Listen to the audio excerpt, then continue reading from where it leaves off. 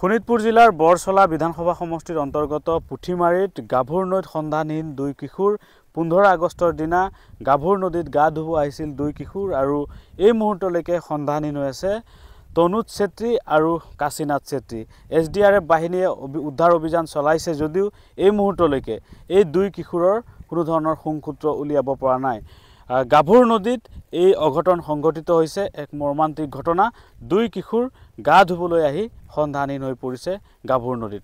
মই পুনে পুনে সেই দৃশ্যাংশ দেখুৱাম। এয়া হৈছে সেই স্থানটো গাভৰু নদী আৰু এই গাভৰু নৈতে গা ধুবলৈ আহিছিলে লগৰ 4 কিশোৰ আৰু ইয়াৰে দুই কিশোৰে এই নদীত জাপ দিছিল তেওঁলোকে গা ধুবলৈ আৰু ইয়াৰ পিছতেই সন্ধানহীন হৈ পৰিল এই দুই কিশোৰ আৰু ইয়াৰ কাষতে আছে ব্ৰহ্মপুত্ৰ নদী।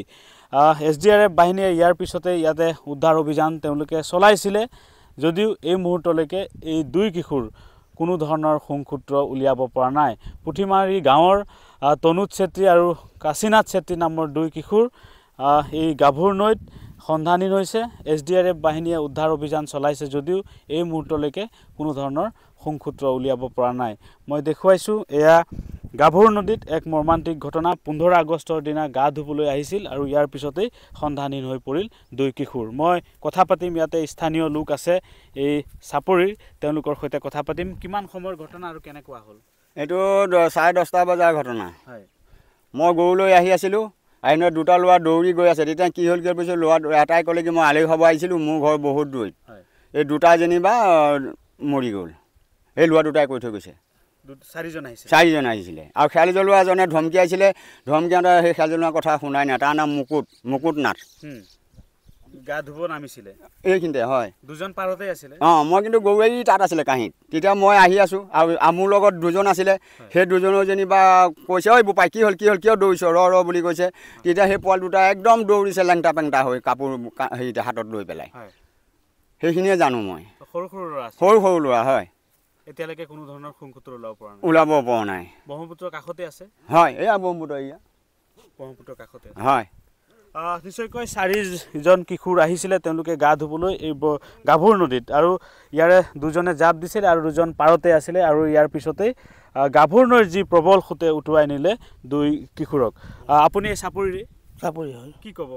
আমিতো এতিয়া কি মৰাটো মৰিয়ে গ'ল। আমাৰতো বিচাৰতে কৰিয়ে আছোঁ, বিচাৰি পোৱা নাই। SDRF আহিছিলে কালি আহিছিলে। হয়, আজি এতিয়ালৈকে অহা নাই।